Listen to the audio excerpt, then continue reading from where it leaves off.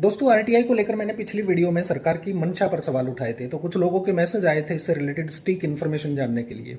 आज की इस वीडियो में मैं आप लोगों को डिटेल्ड इन्फॉर्मेशन दूंगा कि कैसे सरकार आरटीआई को खत्म करने पर अड़ी हुई है। साल 2005 में जब यूपीए सरकार सूचना का अधिकार यानी आरटीआई कानून लेकर आई थी, तो ये दुनिया के सबसे ताकतवर और पारदर्शिता वाले कानूनों में से एक माना गया था, क्योंकि इस कानून ने आम नागरिकों को वो ताकत दी थी जो लोकतंत्र का असली मतलब समझाती है, जनता का, जनता के लिए और जनता के द्वारा शासन।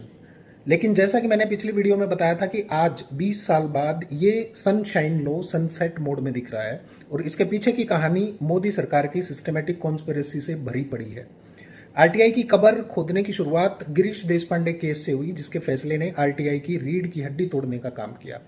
साल 2012 में सुप्रीम कोर्ट ने गिरीश रामचंद्र देशपांडे बनाम केंद्रीय सूचना आयुक्त केस में एक ऐसा फैसला दिया जिसने आरटीआई को खतरे में डाल दिया। गिरीश देशपांडे ने एक लोक सेवक के खिलाफ मेमो, कारण बताओ नोटिस और दंड के आदेश और उसकी संपत्ति का विवरण मांगा था, लेकिन कोर्ट ने कहा कि यह व्यक्तिगत सूचना है और इसे धारा 8/1/J के तहत नहीं दिया जा सकता। यहाँ सबसे खतरनाक बात पता है क्या थी? कोर्ट ने आरटीआई कानून के उस प्रावधान को पूरी तरह से नजरअंदाज कर दिया जो कहता है कि जो सूचना संसद से नहीं रोकी जा सकती वो किसी नागरिक से भी नहीं रोकी जाएगी। इस फैसले का नतीजा ये निकला कि देश भर में सरकारी अधिकारी किसी भी सूचना को व्यक्तिगत कहकर नकारने लगे। विधायक निधि का खर्च, जाति प्रमाण पत्र, शैक्षणिक डिग्रियां, सब्सिडी पाने वालों की लिस्ट, फाइल नोटिंग, सब कुछ व्यक्तिगत सूचना बना दिया गया और इस फैसले का हवाला देकर सारी की सारी जितनी भी जानकारी मांगी गई वो व्यक्तिगत सूचना बताकर डिनाई कर दी गई। यहाँ सबसे बड़ी कॉन्ट्रिडिक्शन पता है क्या है? साल 2002 में सुप्रीम कोर्ट ने एडीआर पीयूसीएल के केस में फैसला दिया कि नागरिकों को उन लोगों की संपत्ति, आपराधिक रिकॉर्ड और शैक्षणिक योग्यता जानने का अधिकार है जो चुनाव लड़ना चाहते हैं, लेकिन गिरीश देशपांडे केस कहता है कि जो लोक सेवक पहले से पद पर हैं उनकी संपत्ति और अनुशासनात्मक कार्रवाई की जानकारी नहीं दी जा सकती। मतलब क्या मजाक चल रहा है? चुनाव से पहले नेता की संपत्ति जानो, लेकिन जीतने के बाद आप नहीं जान सकते।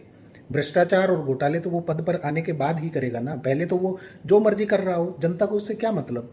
अहम मुद्दा तो पद पर आने के बाद पारदर्शिता का है।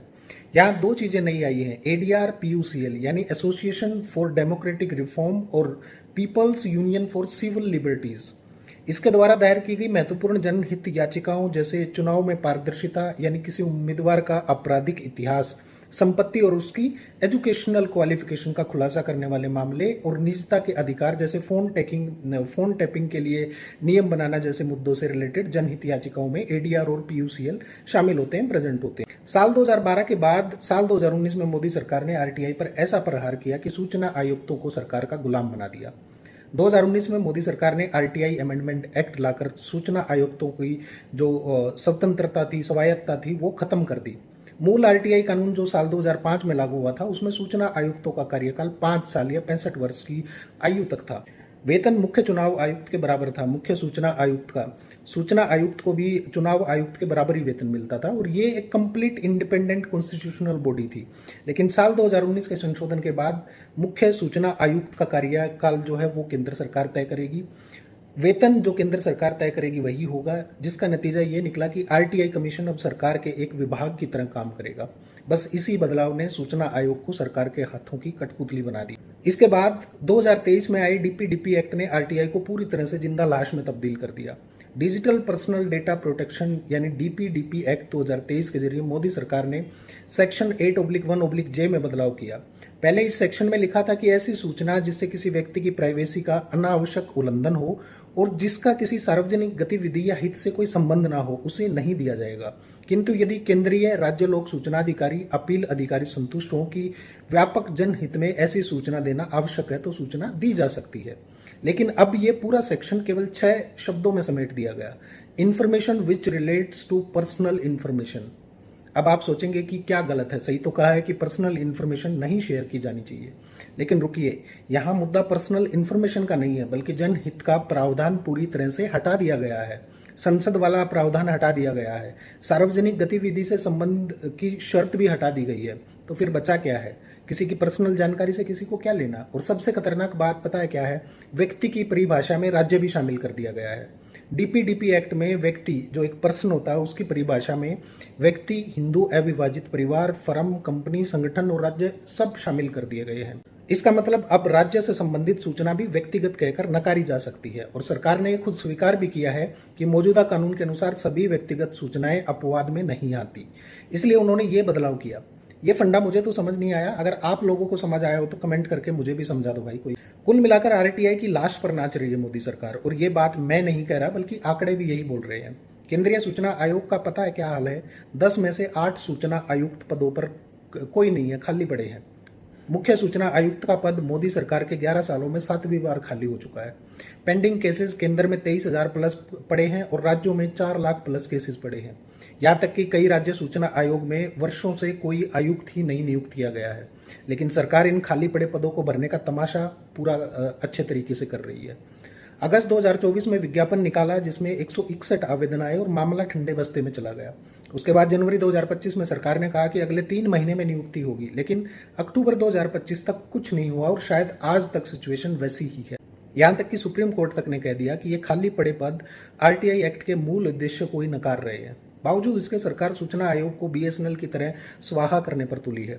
आपको पता है कि ये जो सरकारी भ्रष्टाचार उजागर होते हैं, इसकी कीमत कई लोग अपनी जान देकर चुकाते हैं और आप लोग अनपढ़ नेताओं की जुत्ती चाटने में लगे हो। माफ करना, लेकिन आप लोगों ने धीरे धीरे गुलामी स्वीकार कर ली है। आपको पता है सच बोलने की कीमत आरटीआई कार्यकर्ताओं को अपनी जान देकर चुकानी पड़ती है। हत्या हो जाती है जब आप किसी बड़े भ्रष्टाचार को उजागर करने की कोशिश करते हैं। कॉमनवेल्थ ह्यूमन राइट्स इनिशिएटिव के आंकड़े बताते हैं कि करीब 9500 आरटीआई कार्यकर्ता मारे जा चुके हैं अभी तक। 180 प्लस पर शारीरिक हमले हुए हैं। 187 प्लस कार्यकर्ताओं को धमकी दी जा चुकी है और वो उत्पीड़न झेल रहे हैं। इसमें महाराष्ट्र और गुजरात में सबसे ज़्यादा हमले हुए हैं, लेकिन बदकिस्मती से सरकार के पास इनका भी कोई डेटा नहीं है। रंजीत सोनी ने मध्य प्रदेश में पीडब्ल्यूडी घोटाले की जानकारी मांगी, लेकिन गोली मारकर हत्या कर दी गई साल 2022 में। विपिन अग्रवाल ने बिहार में जमीन घोटाले पर आरटीआई के जरिए जानकारी मांगी थी, साल 2021 में उनकी हत्या कर दी गई। शैला मसूद भोपाल में अवैध खनन उजागर करने चले थे, लेकिन हत्या हो गई। सतीश शेट्टी महाराष्ट्र में जमीन घोटाले को लेकर जानकारी उजागर करने चले थे, निपटा दिए गए, हत्या कर दी गई। बावजूद इसके सरकार मौन है। अब पीएम केयर फंड का ही उदाहरण ले लो, जिसने पारदर्शिता का सबसे बड़ा मजाक बना दिया। कोविड-19 के दौरान बनाए गए पीएम केयर फंड की पूरी कहानी अपारदर्शिता का बहुत बड़ा उदाहरण है। मार्च 2020 में पीएम की अध्यक्षता में पीएम केयर फंड बनाया गया। 60% फंडिंग सरकारी पीएसयू से, ओएनजीसी, एनटीपीसी, आईओसी से ली गई। government.in का डोमेन दिया गया जो सिर्फ सरकारी संस्थानों को मिलता है। उसके बाद आईटी मंत्रालय की प्रतिक्रिया थी कि ये आरटीआई के तहत आता है, लेकिन पीएमओ का जवाब था कि ये पब्लिक अथॉरिटी नहीं है, इसलिए आरटीआई एक्ट लागू नहीं होता। सीएजी का ऑडिट भी नहीं होगा। कहाँ खर्च हुआ, कितना खर्च हुआ, इसकी कोई जानकारी नहीं। उन्हीं कानूनों को हवाला देते हुए सुप्रीम कोर्ट ने भी याचिका खारिज कर दी। अब उखाड़ लो जिसको जो उखाड़ना हो। आपको पता है कि आजकल कौन सी जानकारियां व्यक्तिगत कहकर नकार दी जा रही हैं? विधायक निधि का खर्च से रिलेटेड जानकारी, जाति प्रमाण पत्र, जबकि 2025 में सीआईसी ने आरक्षण भर्ती में से सार्वजनिक माना था। एजुकेशनल डिग्रियां और प्रमाण पत्र, सब्सिडी पाने वालों की लिस्ट, अधिकारियों की वार्षिक गोपनीय रिपोर्ट जिसे एसीआर कहते हैं, अधिकारियों की छुट्टियों और उपस्थिति जैसी जानकारियां व्यक्तिगत कहकर नकार दी जा रही है। इसके अलावा फाइल पर की गई टिप्पणियां, जो नोट लिखे जाते हैं वो, कोविड-19 में हुई मौतों का डेटा, पीएम की विदेश यात्राओं का विवरण और ऑब्वियसली पीएम केयर फंड की जानकारी तक को व्यक्तिगत कहकर नकार दिया गया। यहाँ पर न्यायालय भी जवाबदेही से बच नहीं सकता। साल 2017 में जो पुट्टुस्वामी जजमेंट में सुप्रीम कोर्ट ने प्राइवेसी को मौलिक अधिकार माना, लेकिन कोर्ट ने ये नहीं बताया कि प्राइवेसी की पहचान कैसे की जाएगी। कोर्ट का कहना था कि प्राइवेसी का मौलिक अधिकार केवल मामले दर मामले आधार पर विकसित किया जा सकता है। संविधान का आर्टिकल 19(2) केवल इन मामलों में प्रतिबंध की अनुमति देता है, जैसे संप्रभुता, सुरक्षा, विदेशी संबंध, लोक व्यवस्था, शालीनता या नैतिकता, न्यायालय की अवमानना और मानहानि जैसे मामले। कुल मिलाकर मोदी सरकार की मंशा साफ है। 2019 में संशोधन करके सूचना आयुक्तों के पर उतर दिए गए और सरकार ने अपने नियंत्रण में ले लिया उन्हें। 2023 में डीपीडीपी एक्ट लेकर जनहित की शर्त हटाकर सब कुछ व्यक्तिगत बना दिया। उसके बाद सीआईसी को खोखला कर दिया गया, क्योंकि 11 में से केवल 2-3 ही आयुक्त हैं, बाकी सब पद खाली पड़े हुए हैं। आरटीआई कार्यकर्ताओं की सुरक्षाओं पर सरकार चुप्पी साधे हुए हैं। 100+ हत्याओं पर कोई कार्रवाई नहीं की गई। ज़्यादा कुछ बोलो तो नो डेटा अवेलेबल कहकर पल्ला झाड़ दिया जाता है। कोविड मौतें, एनएसएसओ सर्वेक्षण, पीएम केयर फंड, कुछ नहीं बताया, सब कुछ व्यक्तिगत बना दिया गया है। सबसे बड़ा काला सच पता है क्या है? अब जनता का राज से सरकार का राज बना दिया गया है। आरटीआई एक्ट का मूल सिद्धांत था कि सरकार के पास मौजूद सभी सूचनाएं नागरिकों के लिए हैं। सरकार इन सूचनाओं की संरक्षक भर है, लेकिन मोदी सरकार ने इसे पलट दिया। अब नागरिकों को जनहित साबित करना पड़ता है, जबकि ये एक मौलिक अधिकार है, फंडामेंटल राइट है। अब सरकार तय कर रही है कि क्या व्यक्तिगत है और क्या नहीं। 23,000 प्लस लोग न्याय के लिए वर्षों से इंतजार कर रहे हैं। आरटीआई से सवाल पूछने वालों को जान का खतरा बना हुआ है, और ये वही सरकार है जो मिनिमम गवर्नमेंट और मैक्सिमम गवर्नेंस का नारा देती थी। दोस्तों, आपको सरकार से सवाल पूछने चाहिए कि क्यों सीआईसी में 11 साल से 7 बार मुख्य सूचना आयुक्त का पद खाली रहा, क्यों डीपीडीपी एक्ट के जरिए आरटीआई की जान पर हमला किया गया, 100 प्लस आरटीआई कार्यकर्ताओं की हत्या पर सरकार चुप क्यों है, पीएम केयर फंड में 60% सरकारी पीएसयू का पैसा फिर भी आरटीआई से बाहर कैसे है, 2002 में चुनाव लड़ने वालों की संपत्ति सार्वजनिक लेकिन जीतने के बाद नहीं, ये कैसा न्याय है। अगर कुछ छुपा नहीं रहे तो पारदर्शिता से क्यों डर रहे हो। लोकतंत्र की हत्या का ये षड्यंत्र बहुत बड़ा और गहरा है। आरटीआई एक्ट दुनिया के सबसे बेहतरीन पारदर्शिता वाले कानूनों में से एक था, और भारत केवल सबसे बड़ा लोकतंत्र नहीं था बल्कि सबसे अच्छा लोकतंत्र बनने की राह पर था। लेकिन मोदी सरकार ने न्यायपालिका के एक खामी युक्त फैसले का फायदा उठाकर और 2019 में आयुक्तों की आज़ादी खत्म कर दी, 2023 में जनहित की शर्त हटा दी, सीआईसी को खोखला कर दिया और आरटीआई कार्यकर्ताओं को असुरक्षित छोड़ दिया। और ये कोई संयोग नहीं है बल्कि एक सोचा समझा षड्यंत्र है। जब सरकार को पारदर्शिता से डर लगने लगे तो समझ जाओ कि छुपाने के लिए बहुत कुछ इकट्ठा हो चुका है। अब समय है देश के नागरिकों और मीडिया को जगाने का। इन मुद्दों पर चर्चा होनी चाहिए, जनमत बनना चाहिए और सरकार से सवाल पूछे जाने चाहिए, क्योंकि अगर सूचना का अधिकार खत्म हो गया तो लोकतंत्र भी खत्म हो जाएगा।